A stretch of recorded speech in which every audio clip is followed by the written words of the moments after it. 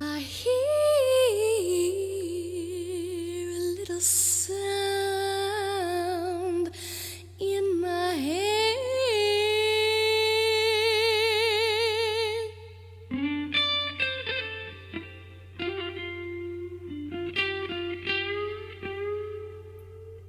It isn't quite the sound of dread.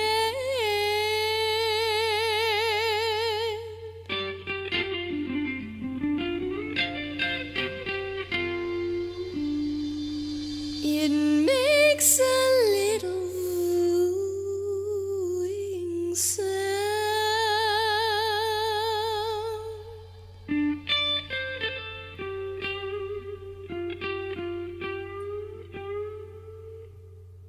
I hear it when I'm down.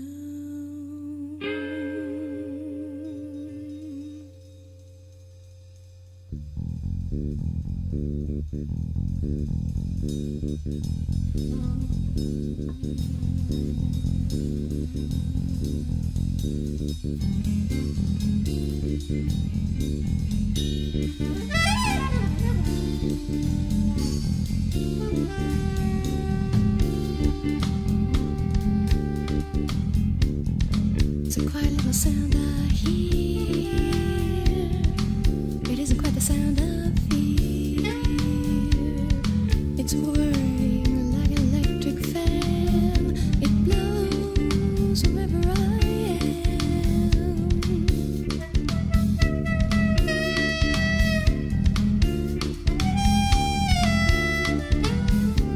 In the dead of winter, the fan still blows.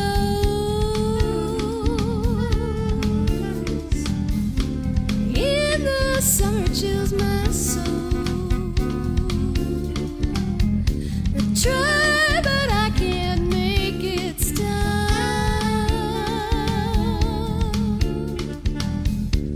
Even when my body's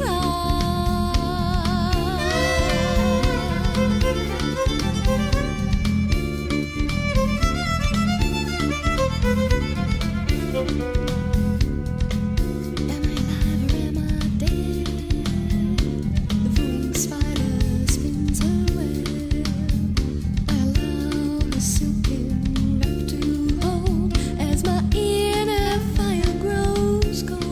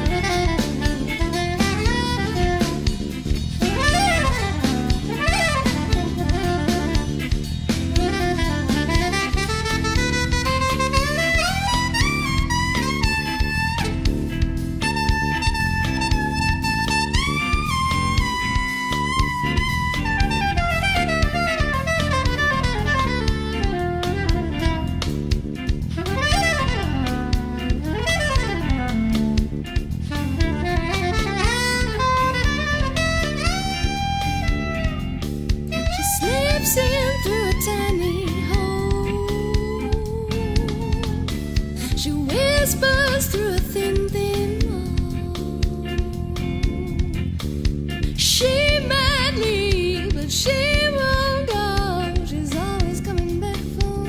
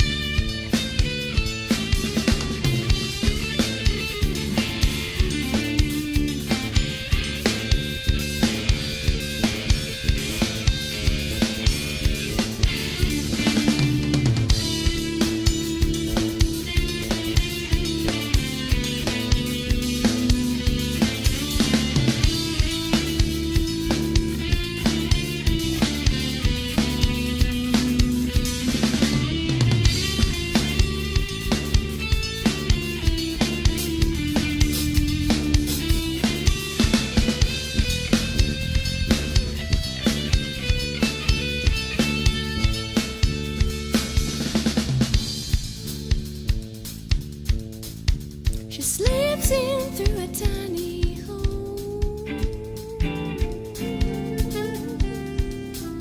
She whispers through a thin, thin wall.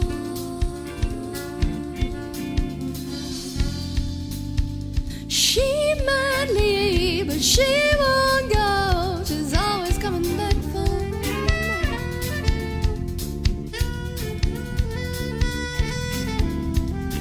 Breaking my heart and telling me, why don't you do some fucking thing? It isn't quite the thing I want, but somehow I find out.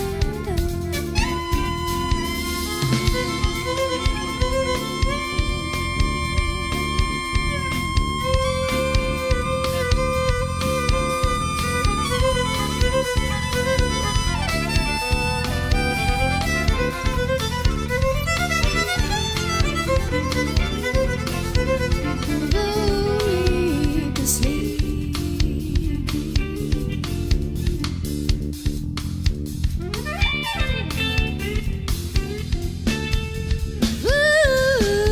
Me deep.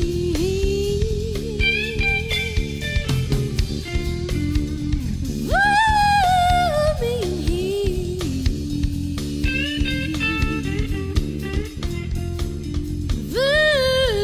Me sweet.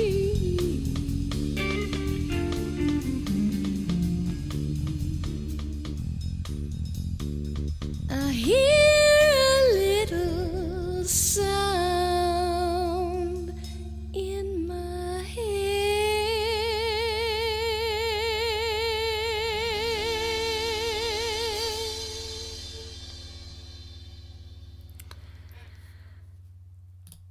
So, ladies and gentlemen, friends, ladies and gentlemen, that's such a, yeah, hey friends. So, funny story about that song. So literally 2 hours ago, I was like, I wonder what I'm going to talk about on this live cast, this Fridays at 5 o'clock with Flavor. And I really, literally didn't know. I had some ideas, but I wasn't sure how I was going to approach it. And then, sure enough, I was getting the stream set up, I was getting the software set up, and my WhatsApp phone app rings. And it was an old friend, a good friend. So the song that you just heard is a song that I wrote for him many, many years ago. We were in a band together back in 1995, maybe. He was the drummer, and I was the singer and co-songwriter. And it actually wasn't that band where we recorded this song. It wasn't a totally different other project, which actually had the next drummer who ended up being my ex-husband. So aside from my awesome son, yes, that song was a beautiful thing that came out of that relationship. So yeah, that song. So when we were in a band together, we would just sort of hang out late at night, philosophizing and whatever, just chatting. And he would describe a sensation to me that he had put a verb to the sensation. He called it vooing. And it was like when you're kind of in that state of whatever it is, anxiety, maybe it's depression, maybe it's something else, maybe it's just, a unnervedness, but that it starts to almost make a sound in your ears, like a kind of sound. So I wrote the song around that idea, and then all of a sudden today it comes back to me like an old friend and says, hey, your good friend called you and you wrote that song for him, so this might be a good time to share it with folks.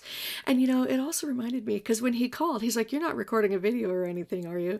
And I was like, funnily, I was just about to start my live stream, but I'd rather talk to you, a real person, than talk to the computer and all my imaginary friends who I have no idea if they're out there or not. He's like, yeah, I prefer that too.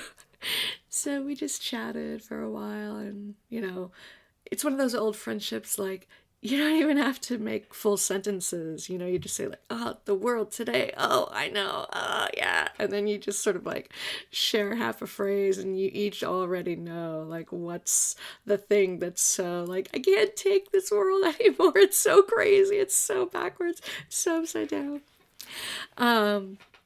So yeah, so I think that was also a reminder that hey friends, we're all overdue for phone calls. You know what I mean? Because many of us have been isolated for a long time. So if you're thinking about somebody, just pick up the phone and call them.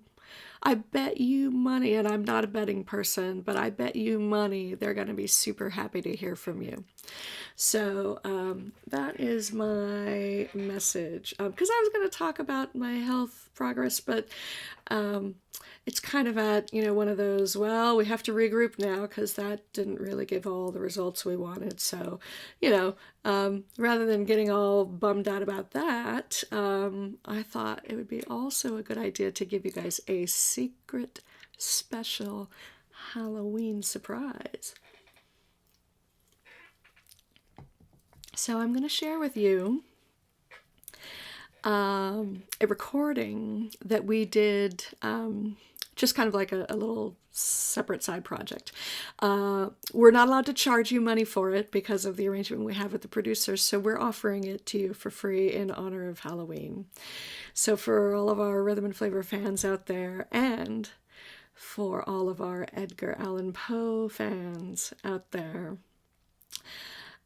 this one is for you.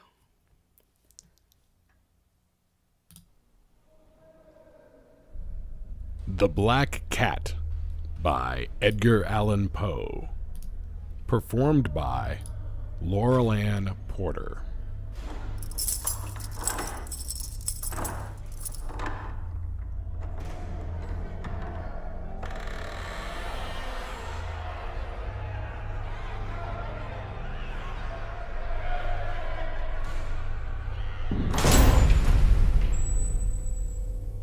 For the most wild, yet most homely narrative which I am about to pen, I neither expect nor solicit belief. Mad indeed would I be to expect it, in a case where my very senses reject their own evidence. Yet mad I am not, and very surely do I not dream, but tomorrow I die, and today I would unburden my soul. My immediate purpose is to place before the world, plainly, succinctly, and without comment, a series of mere household events. In their consequences, these events have terrified, have tortured, have destroyed me. Yet I will not attempt to expound them. To me, they have presented little but horror. To many, they will seem less terrible than Baroque's. Hereafter, perhaps, some intellect may be found which will reduce my phantasm to the commonplace. Some intellect more calm, more logical, and far less excitable than my own, which will perceive in the circumstances I detail with awe nothing more than an ordinary succession of very natural causes and effects. From my infancy, I was noted for the docility and humanity of my disposition. My tenderness of heart was even so conspicuous as to make me the jest of my companions. I was especially fond of animals, and was indulged by my parents with a great variety of pets. With these I spent most of my time, and never was so happy as when feeding and caressing them. This peculiarity of character grew with my growth, and in my adulthood I derived from it one of my principal sources of pleasure.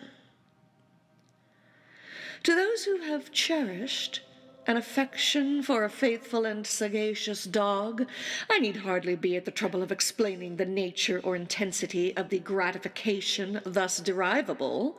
There is something in the unselfish and self-sacrificing love of a brute which goes directly to the heart of him who has had frequent occasion to test the paltry friendship and gossamer fidelity of mere man. I married early.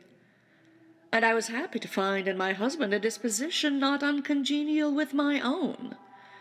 Observing my partiality for domestic pets, he lost no opportunity of procuring those of the most agreeable kind.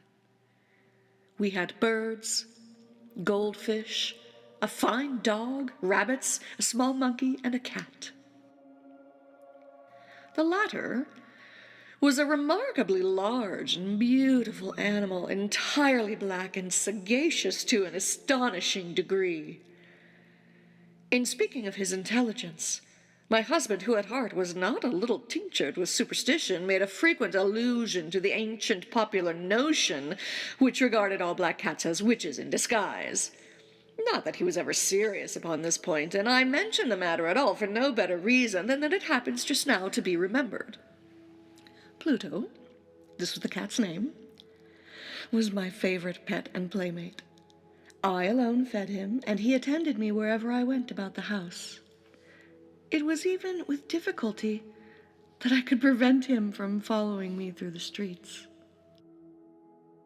Our friendship lasted in this manner for several years, during which my general temperament and character, through the instrumentality of the fiend intemperance, had, I blush to confess it, experienced a radical alteration for the worse. I grew day by day more moody, more irritable, more regardless of the feelings of others. I suffered myself to use intemperate language to my husband. At length, I even offered him personal violence. My pets, of course, were made to feel the change in my disposition. I not only neglected, but ill-used them. For Pluto, however, I still retained sufficient regard to restrain me from maltreating him, as I made no scruple of maltreating the rabbits, the monkey, or even the dog, when by accident or through affection they came in my way. But my disease grew upon me, for what disease is like alcohol? And at length even Pluto, who was now becoming old and consequently somewhat peevish, even Pluto began to experience the effects of my ill temper.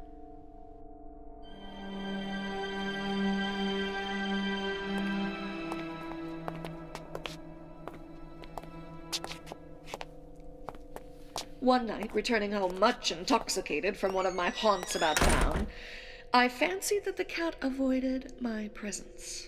I seized him, when in his fright at my violence he inflicted a slight wound upon my hand with his teeth. The fury of a demon instantly possessed me. I knew myself no longer. My original soul seemed at once to take its flight from my body, and a more than fiendish malevolence, gin-nurtured, thrilled every fiber of my frame.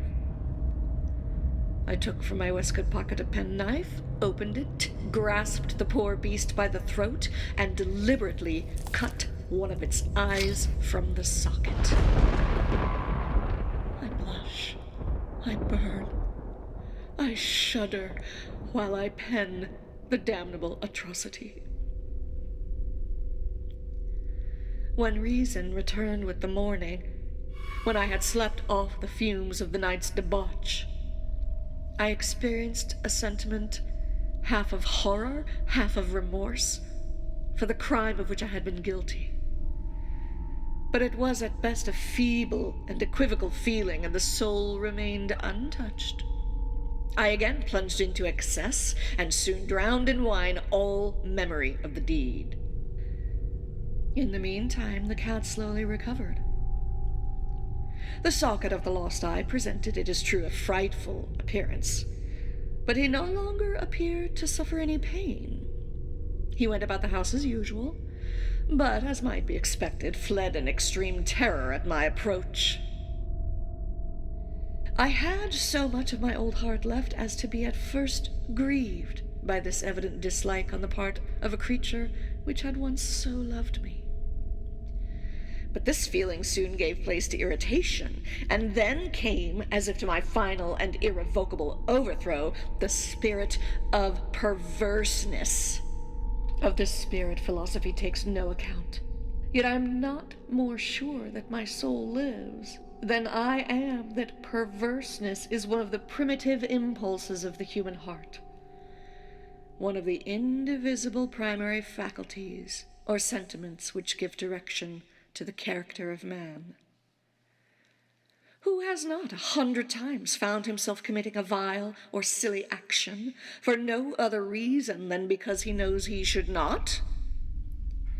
Have we not a perpetual inclination in the teeth of our best judgment to violate that which is law merely because we understand it to be such? This spirit of perverseness, I say, came to my final overthrow. It was this unfathomable longing of the soul to vex itself, to offer violence to its own nature, to do wrong for the wrong's sake only, that urged me to continue and finally to consummate the injury I had inflicted upon the unoffending brute. One morning, in cold blood, I slipped a noose about its neck and hung it to the limb of a tree. Hung it with the tears streaming from my eyes and with the bitterest remorse at my heart. Hung it because I knew that it had loved me, and because I felt it had given me no reason of offense. Hung it because I knew that in so doing I was committing a sin, a deadly sin that would so jeopardize my immortal soul as to place it, if such a thing were possible, even beyond the reach of the infinite mercy of the most merciful and most terrible God.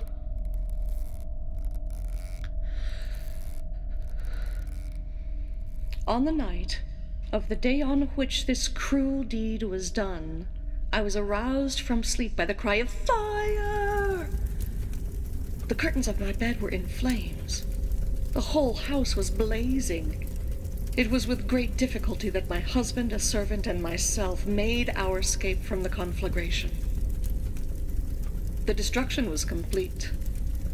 My entire worldly wealth was swallowed up, and I resigned myself thenceforward to despair. I am above the weakness of seeking to establish a sequence of cause and effect between the disaster and the atrocity. But I am detailing a chain of facts, and wish not to leave even a possible link imperfect. On the day succeeding the fire, I visited the ruins. The walls, with one exception, had fallen in. This exception was found in a compartment wall not very thick, which stood about the middle of the house, and against which had rested the head of my bed. The plastering had here, in great measure, resisted the action of the fire, a fact which I attributed to its having been recently spread. About this wall, a dense crowd were collected, and many persons seemed to be examining a particular portion of it with very minute and eager attention. The words "strange," "singular," and other similar expressions excited my curiosity. I approached and saw, as if graven in bas-relief upon the white surface, the figure of a gigantic cat. The impression was given with an accuracy truly marvelous. There was a rope about the animal's neck. When I first beheld this apparition, for I could scarcely regard it as less, my wonder and my terror were extreme. But at length, reflection came to my aid.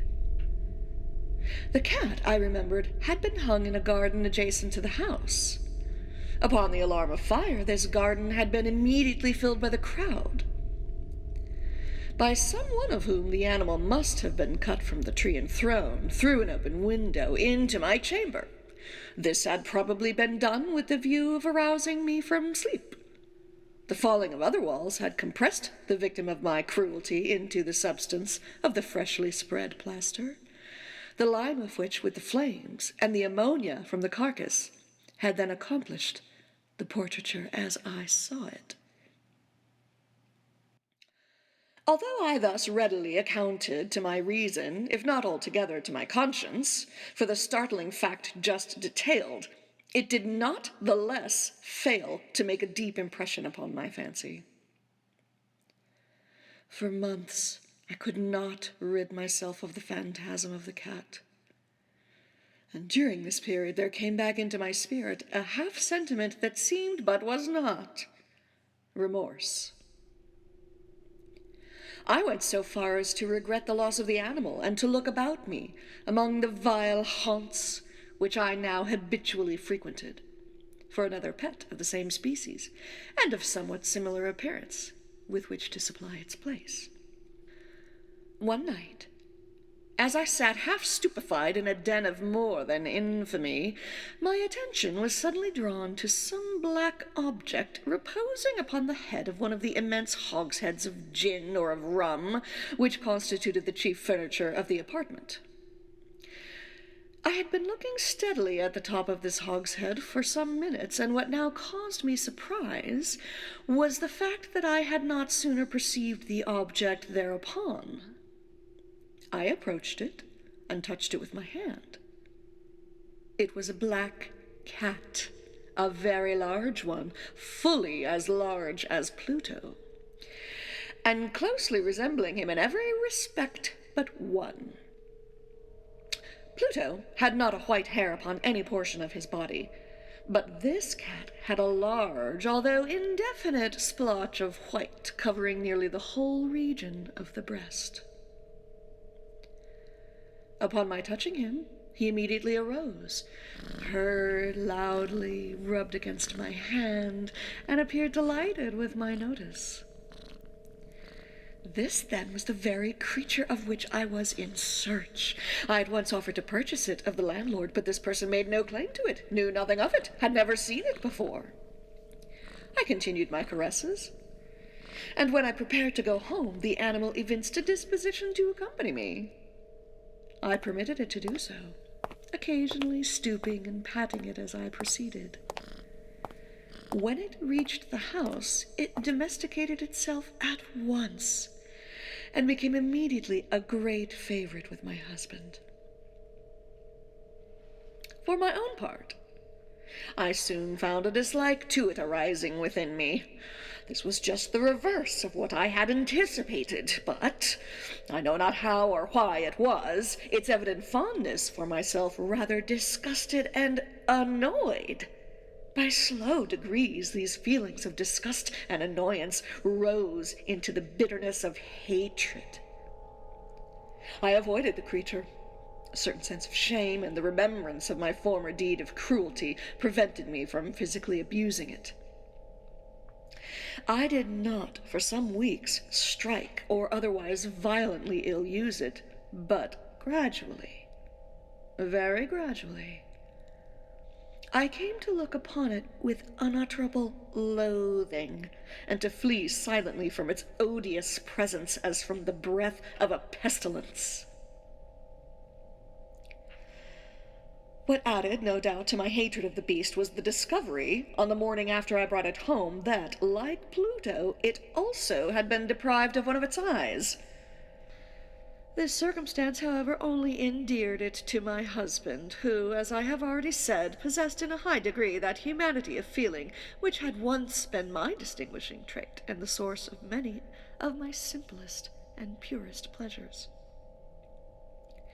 With my aversion to this cat, however, its partiality for myself seemed to increase. It followed my footsteps with a pertinacity which it would be difficult to make the reader comprehend. Whenever I sat, it would crouch beneath my chair or spring upon my knees, covering me with its loathsome caresses. If I arose to walk, it would get between my feet and thus nearly throw me down, or fastening its long and sharp claws in my dress, clamber in this manner to my breast. At such times, although I longed to destroy it with a blow, I was yet withheld from so doing partly by a memory of my former crime, but chiefly, let me confess it at once, by absolute dread of the beast. The dread was not exactly a dread of physical evil, and yet I should be at a loss how otherwise to define it. I am almost ashamed to own, yes, even in this felon's cell, I am almost ashamed to own that the terror and horror with which the animal inspired me had been heightened by one of the merest chimeras it would be possible to conceive. My husband had called my attention more than once to the character of the mark of white hair, of which I have spoken, and which constituted the sole visible difference between the strange beast and the one I had destroyed. The reader will remember that this mark, although large, had been originally very indefinite, but slowly, by slow degrees nearly imperceptible, and which for a long time my reason struggled to reject as fanciful, it had, at length, assumed a rigorous distinctness of outline. It was now the representation of an object that I shudder to name, and for this, above all, I loathed and dreaded and would have rid myself of the monster had I dared. It was now, I say, the image of a hideous, a ghastly thing of the gallows. Oh, mournful and terrible engine of horror and crime, of agony and of death. And now was I indeed wretched beyond the wretchedness of mere humanity, and a brute beast whose fellow I had contemptuously destroyed, a brute beast to work out for me, a woman fashioned in the image of the high God, so much of insufferable woe. Alas, neither by day nor by night knew I the blessing of rest any more. During the former, the creature left me no moment alone, and in the latter I started hourly from dreams of unutterable fear, to fight the hot breath of the thing upon my face and its vast weight, an incarnate nightmare that I had no power to shake off, incumbent eternally upon my heart. Beneath the pressure of torments such as these, the feeble remnant of the good within me succumbed. Evil thoughts became my sole intimates, the darkest and most evil of thoughts. The moodiness of my usual temper increased to hatred of all things and of all mankind, while from the sudden, frequent, and ungovernable outbursts of a fury to which I now blindly abandoned myself, my uncomplaining husband, alas, was the most usual and the most patient of sufferers. One day he accompanied me upon some household errand into the cellar of the old building which our poverty compelled us to inhabit. The cat followed me down the steep stairs, and, nearly throwing me headlong, exasperated me to madness. Uplifting an axe and forgetting, in my wrath, the childish dread which had hitherto stayed my hand, I aimed a blow at the animal, which of course would have proved instantly fatal had it descended as I wished, but this blow was arrested by the hand of my husband. Goaded by the interference into a rage more than demoniacal, I withdrew my arm from his grasp and buried the axe in his brain. He fell dead upon the spot, without a groan. This hideous murder accomplished, I set myself forthwith, and with entire deliberation, to the task of concealing the body. I knew that I could not remove it from the house, either by day or by night, without the risk of being observed by the neighbors. Many projects entered my mind. At one period I thought of cutting the corpse into minute fragments and destroying them by fire. At another, I resolved to dig a grave for it in the floor of the cellar. Again, I deliberated about casting it in the well in the yard, about packing it in a box as if merchandise with the usual arrangements, and so getting a porter to take it from the house. Finally, I hit upon what I considered a far better expedient than either of these. I determined to wall it up in the cellar, as the monks of the Middle Ages are recorded to have walled up their victims. For a purpose such as this, the cellar was well adapted.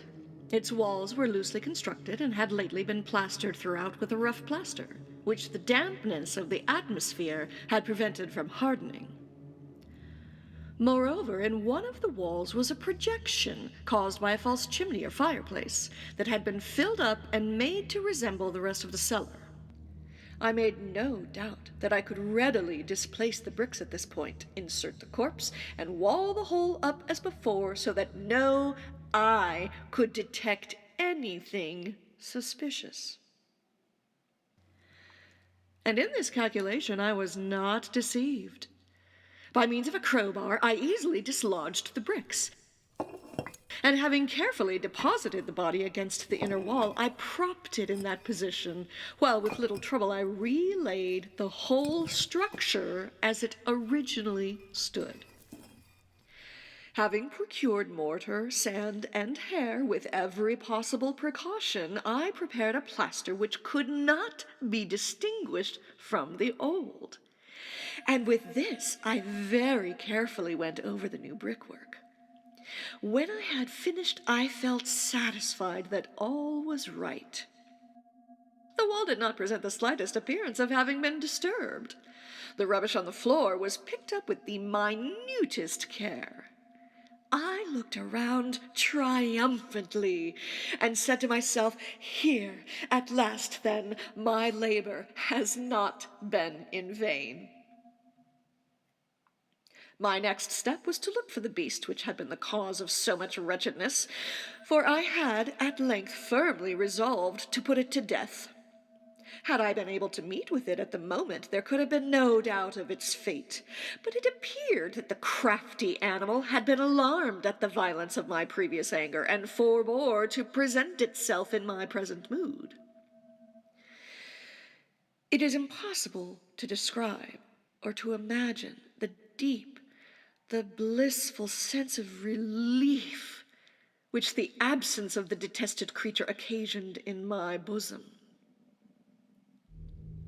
It did not make its appearance during the night, and thus, for one night at least, since its introduction into the house, I soundly and tranquilly slept. I slept even with the burden of murder on my soul.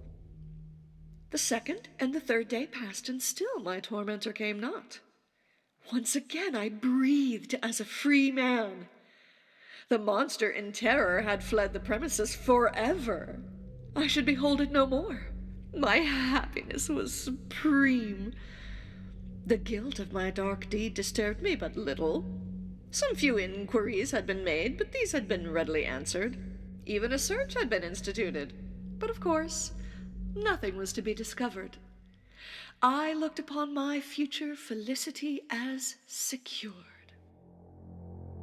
Upon the fourth day of the assassination, a party of the police came very unexpectedly into the house and proceeded again to make rigorous investigation of the premises.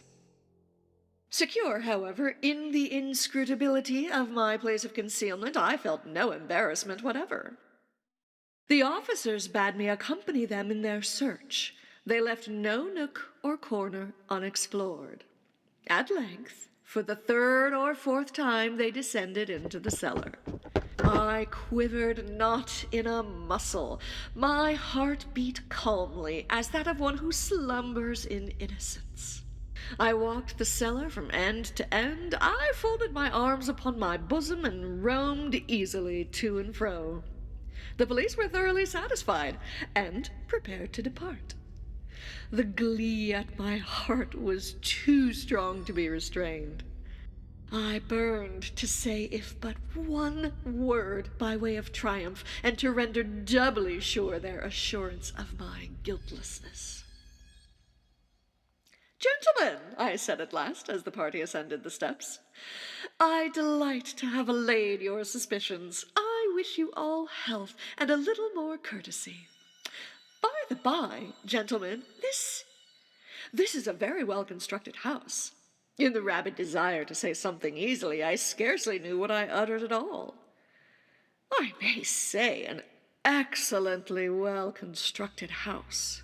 These walls— Are you going, gentlemen? These walls are solidly put together.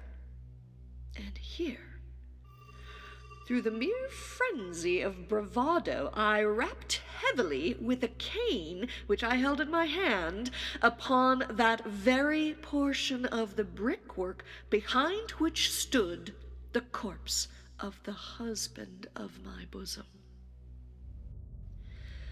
But may God shield and deliver me from the fangs of the archfiend. No sooner had the reverberation of my blows sunk into silence than I was answered by a voice from within the tomb.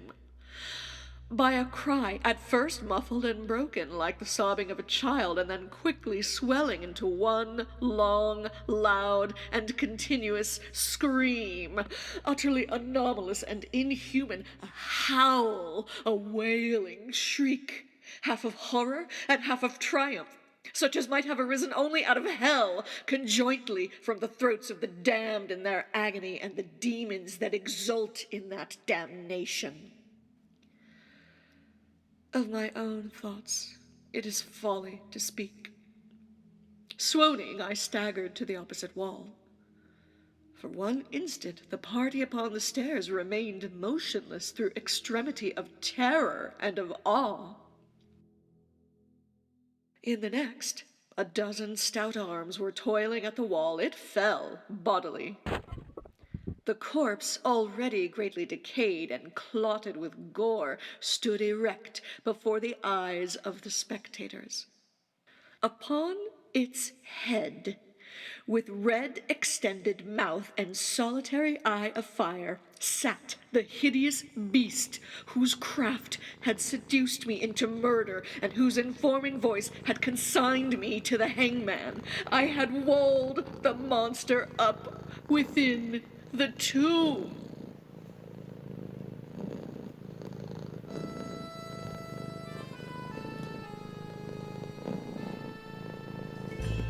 The Black Cat by Edgar Allan Poe. Performed by Laurelann Porter. Engineered by Mike Anderson. For Rhythm and Flavor Productions. In association with Arizona Curriculum Theater.